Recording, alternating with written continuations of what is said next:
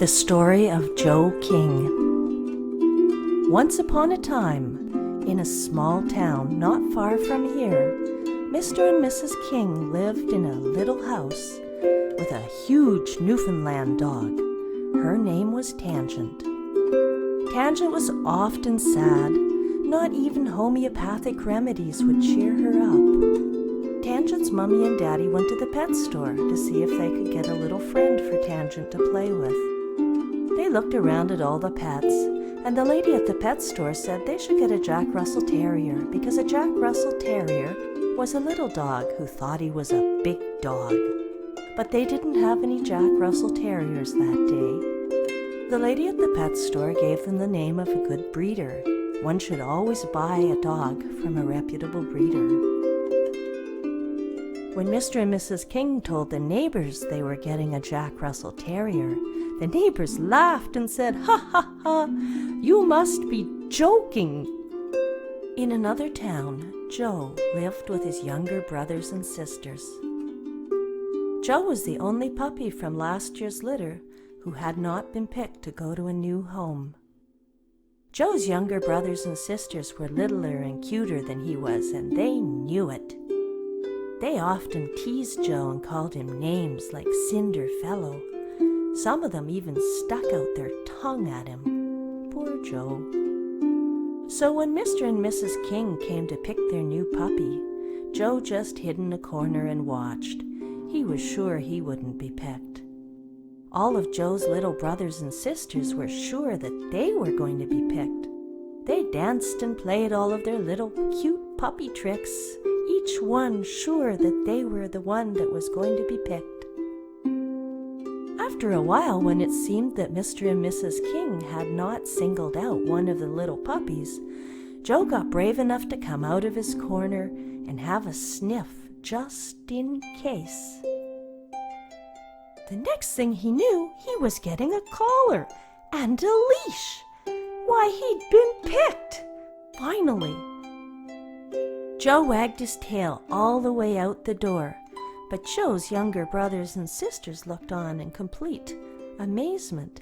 How could they pick that older puppy, the one with pimples on his face, and none of his legs are the same length? That teenager puppy Joe. Joe didn't care. He was gone. Joe got to go for his very first car ride. He was so excited. A couple times he thought he was going to be sick and his new mommy had to stick his nose out the window. And in the background, he heard his new daddy talking to him. His new daddy said, "Joe, you have a sister at home who can't wait to meet you." Joe began to worry. Uh-oh, what if my new sister is littler and cuter than me and calls me names? When they got home, Joe loved the look of the little house. He loved the look of the little yard. He loved all the little flowers. He even got brave enough to pee on a few dandelions. When the neighbors saw that the Kings had come home with their new puppy, they rushed over to see what kind of puppy they had. When they saw that Joe was a Jack Russell Terrier puppy, they looked on and said, "Oh, I guess you weren't joking.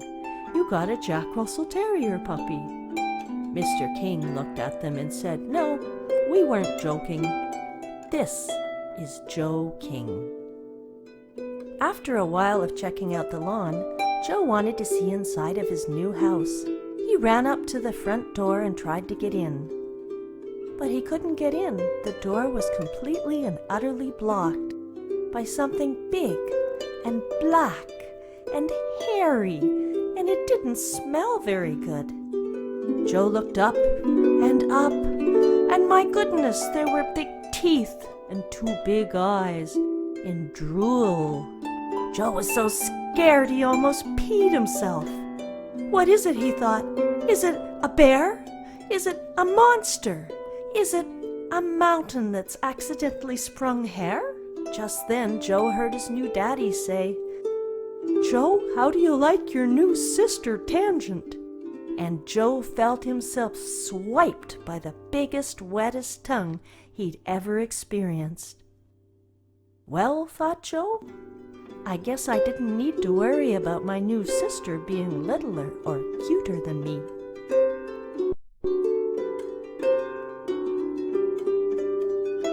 Joe's new home was heaven on earth. He had his own cozy little bed to sleep in, and his new mummy tucked him in at night with a soft, warm blanket.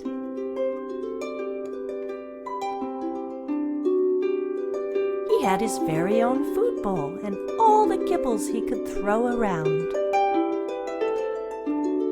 He had a big hairy monster to play with, but her favorite game was to lie on the floor and pretend to be just a floor rug, so Joe would pull her around by the tail. He had his own yard. He could play ball or spy on the neighbor's cats through the little hole in the fence. One day he thought he'd like to chase those cats. He woke up startled and looked behind him. And my goodness, the neighbor's cat was there, and it was huge and pink and furry, and it was coming right at him. No time to think, thought Joe. I better run for it. And he ran and ran and ran, but no matter how fast he ran, the pink cat ran faster, and just as it was about to close its kitty jaws over his tail, he woke up. Oh, thought Joe. That was scary. I'd never had a bad dream before, and I hope I never have another one. Is this my yard? He thought, as he yawned and went back to sleep. Joe was a normal puppy, and sometimes he did things that were a little bit naughty.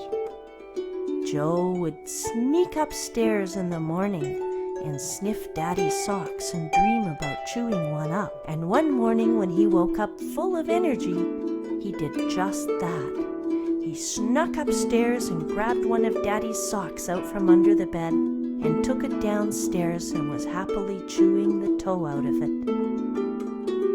The next thing he knew, he heard a loud shouting noise coming from upstairs. It was Daddy, and he was shouting, and he sounded really mad. He was saying things like, "Joe, where's my sock?"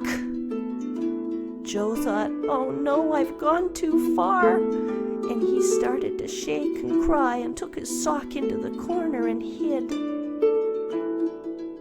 When Daddy came downstairs, meaning to give Joe a piece of his mind, he saw Joey shaking and crying in the corner. He just started to laugh. He picked Joe up and put him on his lap and cuddled him. He said, "Joe, a good relationship is made up of two things: the fine art of compromise and two good forgivers. Joe, I forgive you for stealing my sock, but let's make a compromise here. You can keep this sock so long as you promise never to steal another one." Joe said he'd try and remember, and went happily off with his sock and on with his little doggy day.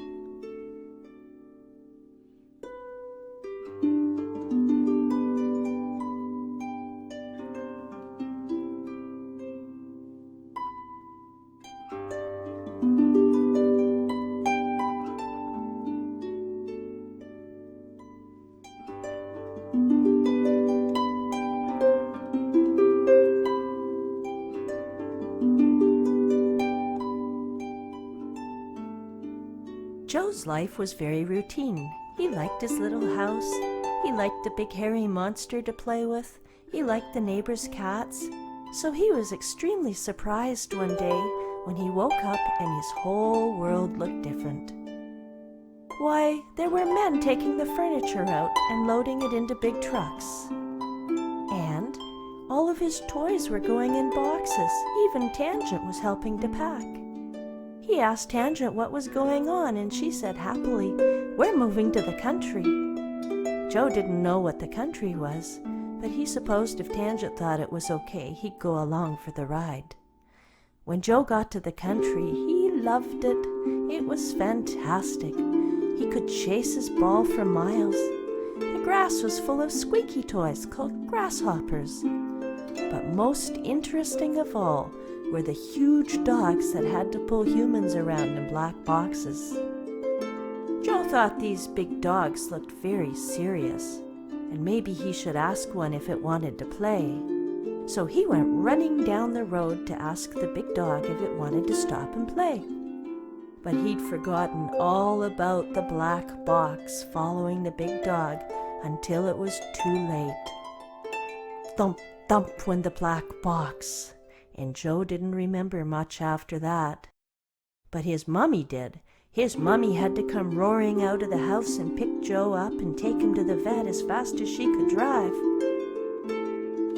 When his mummy took him to the vet and her assistant looked Joe all over and patched him up and said he was a lucky little dog to be alive, but he would be just fine with some rest and relaxation. So Joe learned his lesson. The next time he saw that big dog coming down the road with the black box following, he just watched it go by.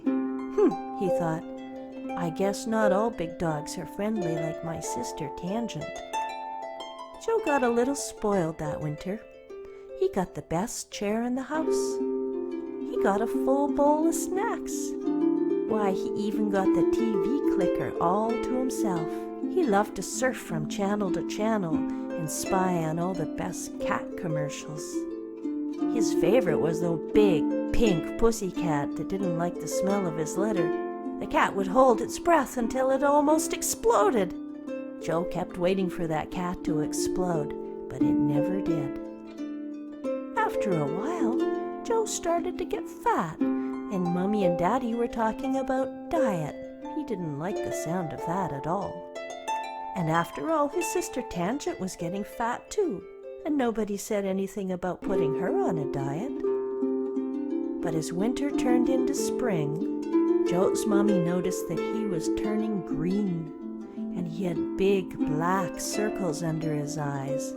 And yes, he was definitely getting fat. Joe's mummy thought that maybe he was still sick from the accident and took him back to the vet. The vet checked him all over and said, "Ha ha ha ha, Joe, you're turning into a couch potato. You're not going to like my prescription." The vet made Joe go on a strict diet and no more TV, and he was supposed to go outside to play. Joe would sit in his chair and sulk for hours. Life just didn't seem worth living. He was on this terrible diet, and his sister Tangent was getting fatter and fatter, and nobody was putting her on a diet. Why, Joe was just about ready to run away from home when the most amazing thing happened. His sister Tangent had a baby. Now she was truly happy. The baby's name was Fuzzy Wolf. Everybody loved Fuzzy Wolf. Even Joe loved Fuzzy Wolf because Fuzzy Wolf never got tired of playing. Joe and Fuzzy Wolf became the best friends. They played and played and played and played. They shared everything, even the sacred sock.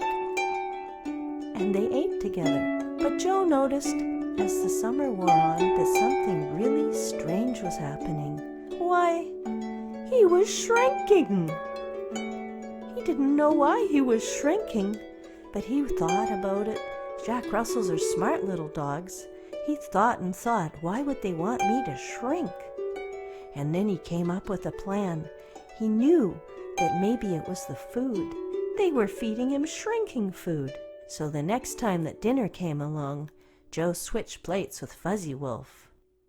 And ever after that, Joe always ate out of Fuzzy's bowl, and Fuzzy always ate out of Joe's bowl. And eventually Joe stopped shrinking, but not before the damage was done, and he was quite a bit smaller than Fuzzy Wolf. But that's okay, because they were still the best of friends, and they loved to play, and they lived happily ever after, playing and eating and sleeping together at Mommy and Daddy's house.